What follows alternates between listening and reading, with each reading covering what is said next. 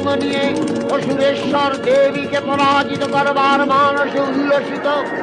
দেবীর বাহন সিংহরাজ দাবাগ্নির মতো সমস্ত রণক্ষেত্রে শত্রু নিধারে দুর্নিবার হয়ে উঠল। নানা প্রহরণধারিণী দেবী দুর্গা মধুপান ধার করলে। দুর্গা মহিষাসুরকে শূলে বিদ্ধ করেছেন, আর খড়গ নিপাতে দৈত্যের মস্তক ভুলুণ্ঠিত। তখন অসুর নাশিনী দেবী মহালক্ষ্মীর আরাধনা গীতি সুষমা দেবা পৃথিবীতে পরিব্যাপ্ত হল।